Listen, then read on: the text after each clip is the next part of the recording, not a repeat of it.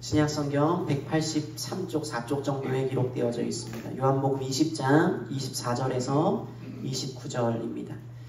번갈아 가면서 교독하시고 마지막 29절 말씀을 함께 읽겠습니다. 제가 먼저 읽겠습니다.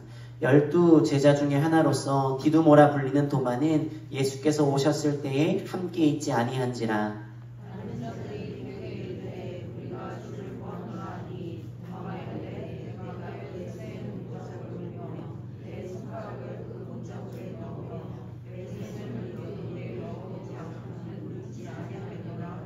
여드레가 지나서 제자들이 다시 집안에 있을 때에 도마도 함께 있고 문들이 닫혔는데 예수께서 오사 가운데 서서 이르시되 너희에게 평강이 있을지어다 하시고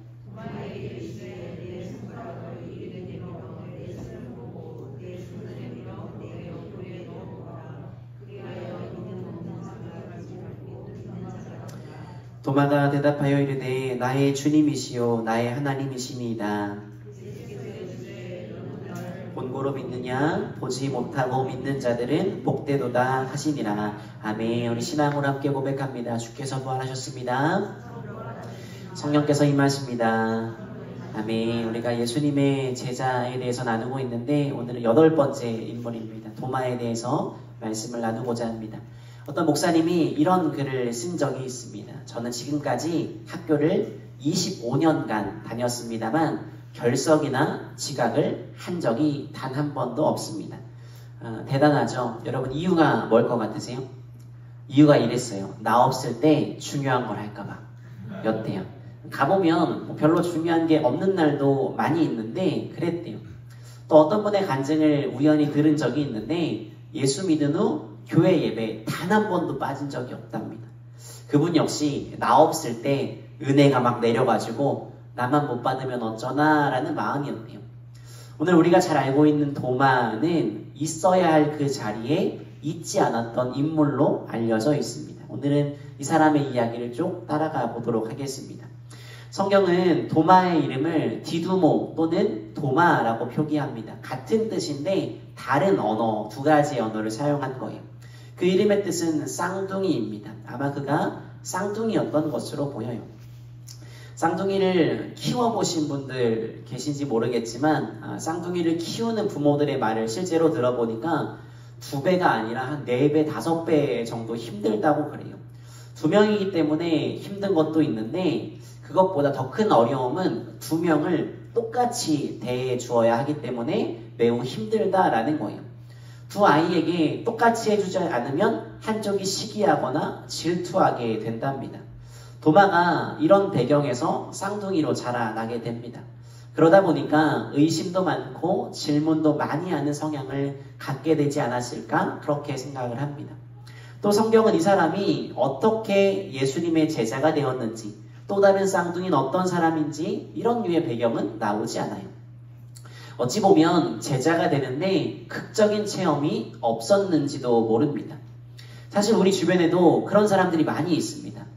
어떻게 예수를 믿게 되었는지 기가 막힌 체험이 없는 사람들이 많이 있죠. 주로 모태신앙 분들이 아마 많이 그러실 거예요. 그런데 여전히 신앙생활을 하고 계시고요. 주님 곁에 머물러 있는 사람들이 정말 많이 있습니다. 여러분은 도마 하면 뭐가 좀 떠오르세요? 대부분의 분들이 의심이란 단어를 떠올리게 될 거예요. 도마에게 붙여진 가장 대표적인 별명은 그래서 의심 많은 도마입니다. 그래서 서양에서는요, 의심 많은 사람을, 의심 많은 그 사람을 의심 많은 도마라고 부를 정도라고 해요. 오늘 본문이 이 의심을 뒷받침하는 가장 강력한 주요한 말씀으로 알려져 있습니다. 도마가 부활하신 예수님을 보고 난 이후에야 신앙을 확실하게 고백을 합니다. 사실 우리는 그동안 도마를 생각할 때 그의 신앙 고백은 눈여겨보지 않아요.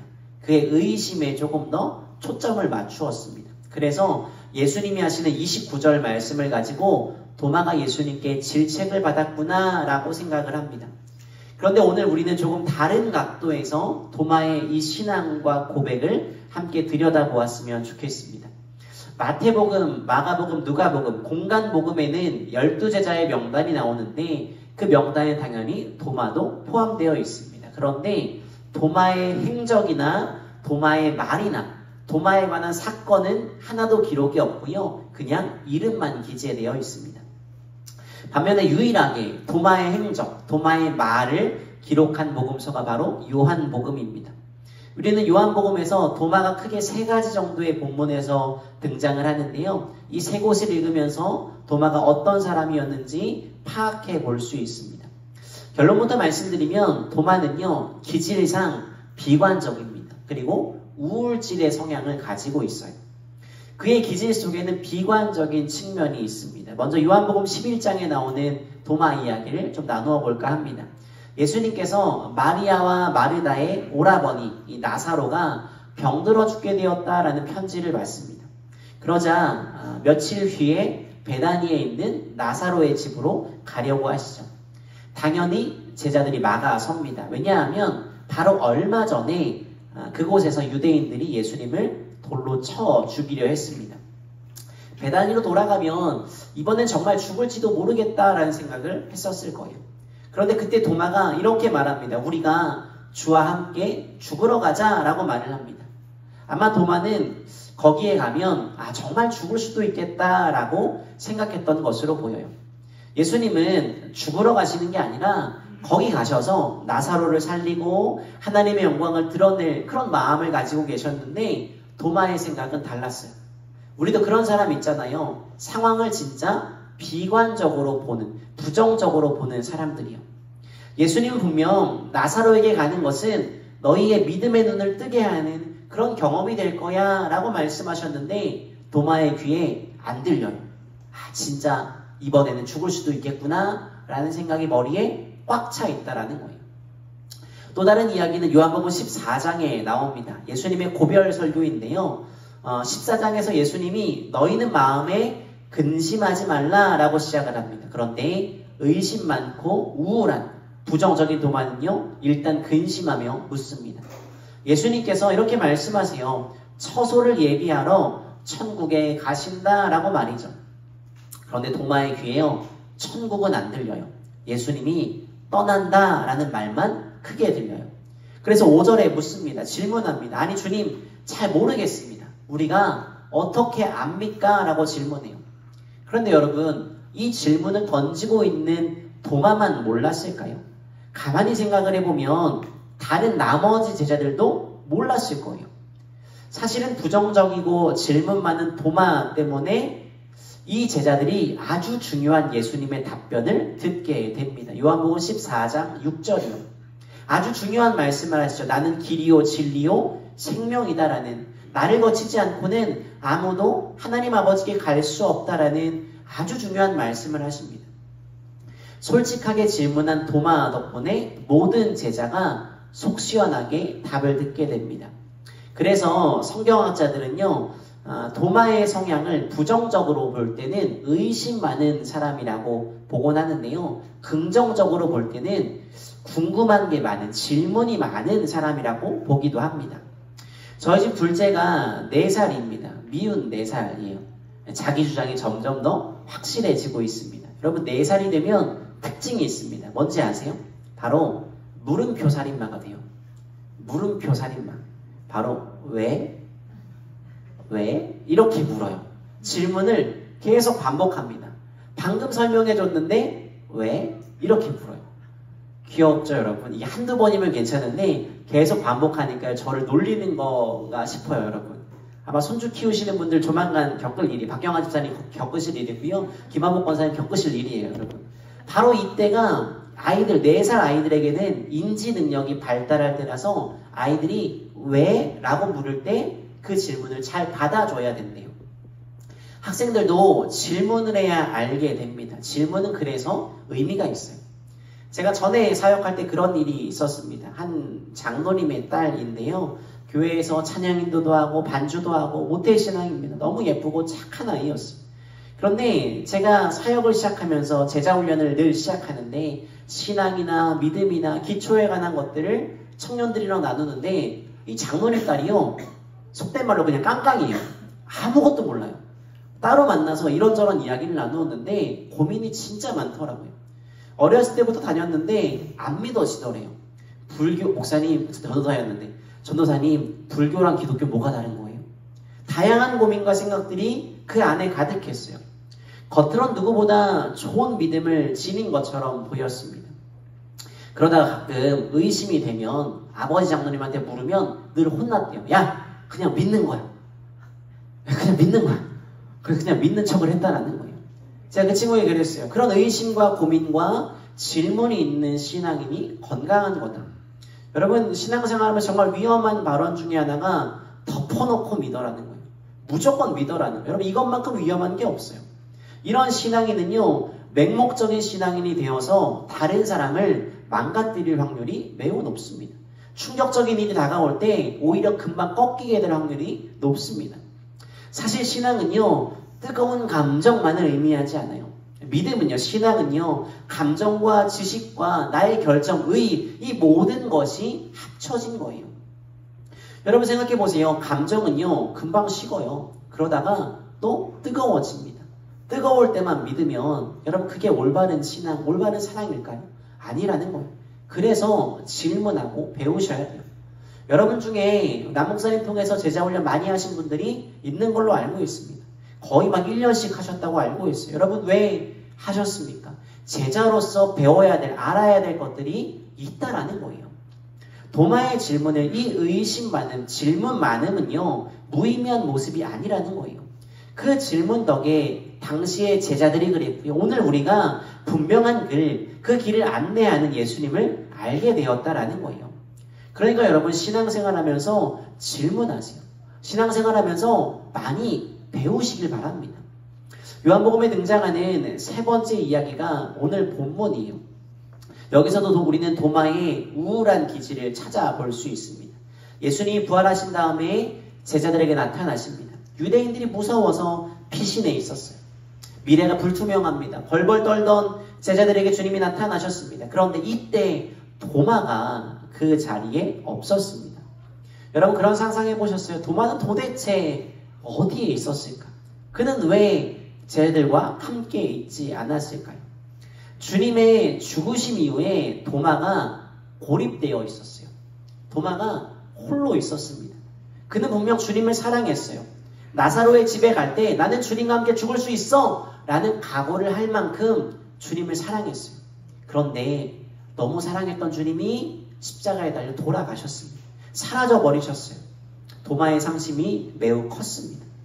물론 때로는 혼자만의 시간이 필요할 때도 있습니다. 그러나 고립되어 있는 도마의 시간은 매우 위험했어요. 부활하신 예수님을 만난 제자들이 예수님 부활하셨어 라고 그 부활의 기쁨을 전해주는데요. 거부합니다. 믿지 않아요. 물론 이후에 도마가 다시 주님을 만나게 되죠. 부활의 신앙을 확증하게 됩니다. 그러나 여러분 이 고립이라는 것이 얼마나 무서운 신앙의 독이 되는지 모릅니다. 그의 성향은 그렇게 낙심과 우울에 빠지기가 쉬웠다라는 거예요. 사실 사단이 우리 속에 들어올 수 있는 어쩌면 가장 좋은 기회는요. 고립된 시간, 고독의 시간, 혼자 고민하며 우울한 시간을 보낼 때인지도 모르겠습니다. 성도 간의 교제가 중요한 것은요. 그 고독과 우울의 시간을 함께할 형제가 또 격려해줄 사람이 있다라는 거예요. 그래서 히브리서 기자는 이렇게 말하죠. 히브리서 10장 24절이요. 함께 모이라고 이야기하죠. 모이기를 패하는 어떤 사람들처럼 하지 말고 서로 격려하고 더욱 힘써 모이자라고 이야기합니다. 물론 도마는 주님을 만나는 그 경험을 통해서 신앙이 회복되었습니다. 그러나 고립되어 있는 그 시간 동안 그의 고통을 한번 생각해 보세요. 성도 간의 교제와 공동체성이 얼마나 중요한 일인지를 생각해 볼 수 있습니다. 도마의 성향은 이와 같아요. 비관적이고요. 우울질의 성향입니다. 그런 도마를 주님이 일으키시죠. 오늘 말씀의 하이라이트가 바로 예수님이 도마에게 고립되어 침울한 도마에게 찾아오셨다라는 거예요. 본문 26절을 보세요. 여러분 이 부분은요. 정말 이렇게 표현할 수 있을 것 같아요. 도마를 위한 예수님의 재방문. 그러지 않습니까 여러분? 일전에 나타나셨던 때와 마찬가지로 예수님이 제자들에게 나타나십니다. 그리고 도마에게 찾아오시고 평강을 선포하십니다. 두렵고 낙심하고 우울해 있는 도마에게 주님이 선포하신 것이 무엇입니까? 바로 평강이었습니다. 예수님이 다시금 방문하신, 재방문하신 전적인 이유는요, 도마를 위함이었다라는 거예요. 왜냐하면 주님이 나머지 사람들에게 인사하시고 바로 도마에게 말씀하셨기 때문입니다. 27절 보세요.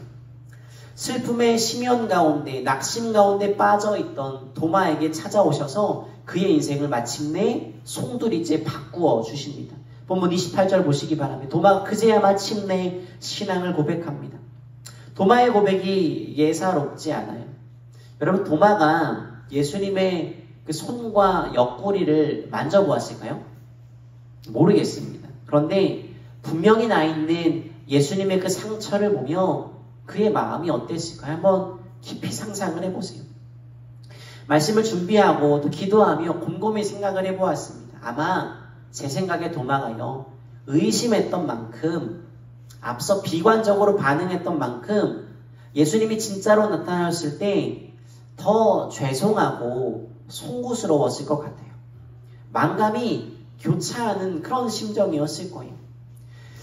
그 전에 의심했던 그 순간 때문에 의심했던 자신의 모습을 후회했을 거예요. 그래서 이제 그가요, 앞으로 살아갈 삶을 생각하며 더욱 치열한 진지한 믿음의 고백을 지금 하고 있는 거예요. 주님이 나의 주인이십니다. 나의 하나님이십니다라고 고백하고 있는 거예요. 도마의 그 의심이 확신으로 바뀌었습니다. 이후에 도마의 행적이 정말 놀라워요. 교회 전승에 따르면 도마가 페르시아를 거쳐서 인도까지 가게 됩니다. 인도에서 기독교인들을 만나면 그들을 통해 크게 두 사람의 이름을 전해 듣습니다. 한 사람은 현대 선교의 아버지라고 불리는 윌리엄 캐리어, 인도 선교를 열심히 하신 분이거든요. 그리고 또 한 사람이 바로 도마입니다. 선교의 문을 열고 인도를 찾아갔던 윌리엄 캐리처럼요, 사도 도마가 그 전에, 훨씬 더 전에 인도 사람들에게 예수님을 전하였고요, 가슴 깊이 새겨진 그런 인물이라는 거예요. 이 사람이 인도에 도착해서 복음을 전했고요, 지금의 첸나이라고 하는 지역에서 전도하다가 원주민들이 창을 던졌는데 찔려 순교했다고 합니다. 창에 찔림을 당하고 무릎을 꿇고 기도하며 생을 마감했는데 한마디를 반복하며 기도했답니다. 주님, 주님을 예배합니다. 주님, 주님을 예배합니다 라고 고백하며 죽음을 맞이했대요. 지금도 인도 그 첸나이라는 곳에 가면 도마의 무덤과 그를 기념하는 도마 기념교회가 있어요. 그 교회 정면에는 이렇게 써 있어요. 주님을 예배합니다 라는 도마가 마지막으로 남긴 말이 쓰여져 있습니다. 여러분, 도마는 마침내 직접 목격했습니다. 예수님에게 있는 그 십자가의 흔적을. 그것을 바라보면서 더 이상 쉽게 인생을 살지 않았다라는 거예요. 예수님의 그 십자가의 흔적을 본 순간 주님이 날 위해 죽으시고 살아나심을 마침내 믿게 되었습니다. 그러자 자신에게 주어진 삶을요, 허송할 수 없다라는 결심을 품게 됩니다. 그의 그 결심이 먼 나라 인도로 그를 내몰았다라는 거예요. 제일 의심 많던, 질문 많던 그 사람이 제일 먼 곳에 가서 말씀을 전하다가 순교하였습니다. 여러분, 이런 것처럼요, 주님을 나의 구주로 고백하는 그 사람들의 삶은 정말 놀랍다라는 거예요. 혹시 아시는 이야기인지도 모르겠습니다. 루 월리스라는 미국의 장군 출신이자 저술가가 한 분 계세요. 이 사람 평소에 기독교에 대해서 너무나 큰 반감을 가지고 있었대요. 그래서 성경은 불합리, 모순덩어리야 라고 폭로하려고 성경을 처음부터 막 연구하기 시작했대요. 그런데 성경을 공부하면 공부할수록 놀라운 사실들과 부딪히기 시작합니다. 고고학적으로, 역사적으로 성경에 대해서 반론하려고 정말 많은 자료를 모으고 연구했대요. 그런데 이 성경은 옳지 않아 라고 연구하던 그의 마음이 움직이기 시작합니다. 성경을 반대하는, 성경은 틀렸어 라고 말하는 그 책의 제목까지 구상을 다 했대요. 그리고 1장을 다 썼는데 2장을 쓰다가 자신의 펜을 꺾어버렸답니다. 그리고 예수님을 자신의 구원자로 영접하게 됩니다. 여러분, 이 사람이요, 이후에 정말 주님과 뜨거운 사랑에 빠지게 돼요. 그래서 예전에는 이 성경은 틀렸어 라고 말하는 책을 쓰려다가 전혀 다른 책을 쓰게 됩니다. 이 책이 소설과 영화가 되어서 전 세계 많은 사람들에게 큰 감동을 불러일으켜요. 바로 배너라는 그런 작품입니다. 도마가 부활하신 주님을 만나고 정말 치열하고 뜨겁게 살아갔습니다. 주님을 만나고 고백하는 사람들의 삶이 기대되는 이유가 무엇입니까? 치열하고 뜨겁게 하나님을 위해 살아갈 것이기 때문입니다.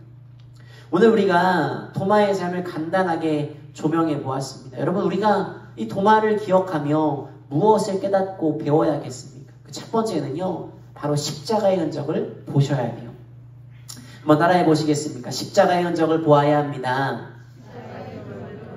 여러분, 도마를 다시 일으키고 회복시킨 것이 무엇입니까? 그가 십자가의 흔적을 보았기 때문이에요. 부활하신 주님을 만났고요.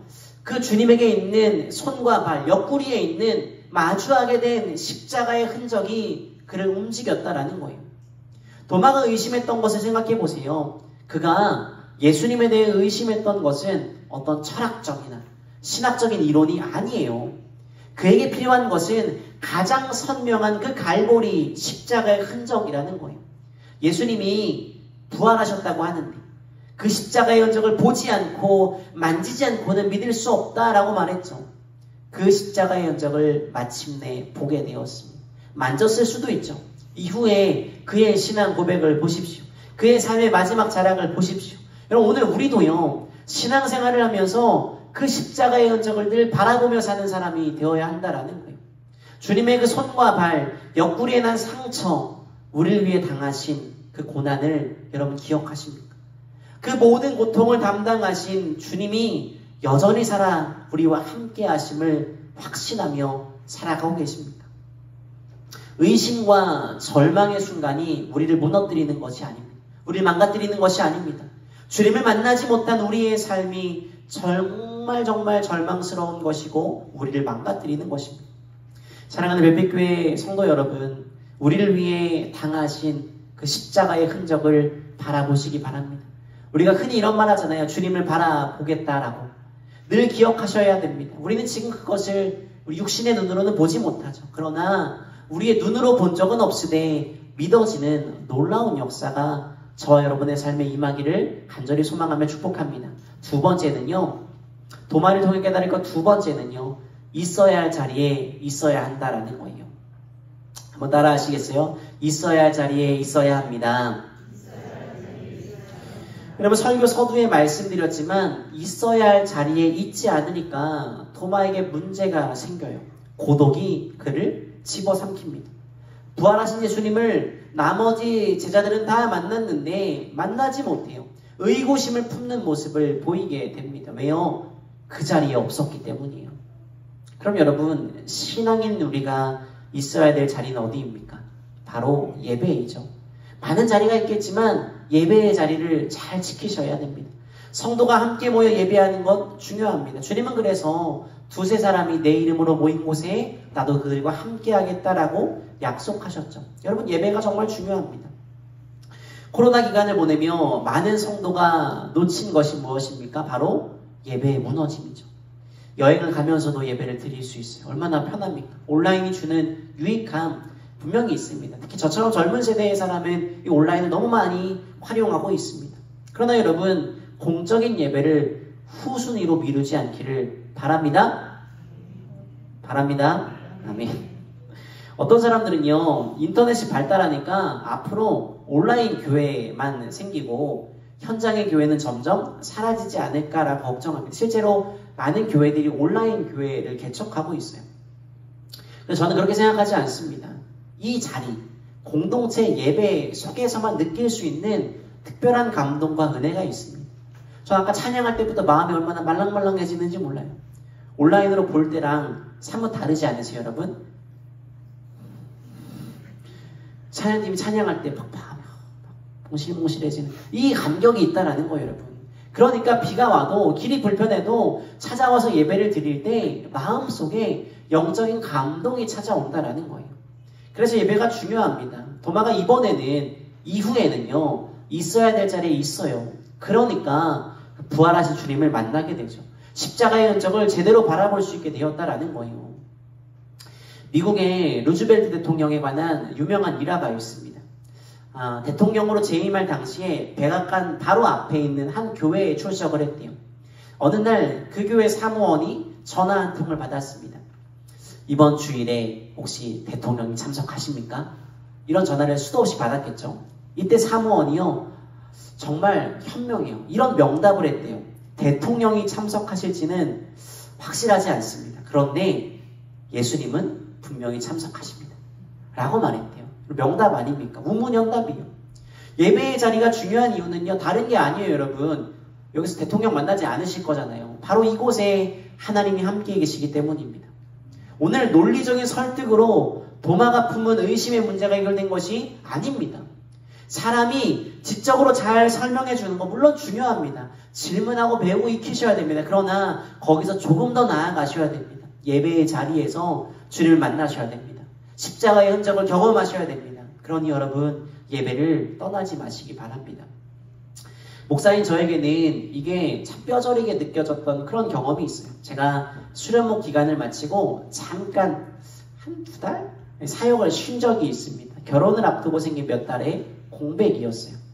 그때 제가 처음엔 호기롭게요, 우리나라에 있는 진짜 유명한 교회들, 특별히 설교 정말 잘하는 목사님들 찾아가서 설교를 듣고, 온라인으로 듣는 거 말고 듣고 어떤 인사이트가 있을까, 또 혹시 가능하면 교제하면 좋겠다라는 마음에 찾아뵙기 시작했습니다.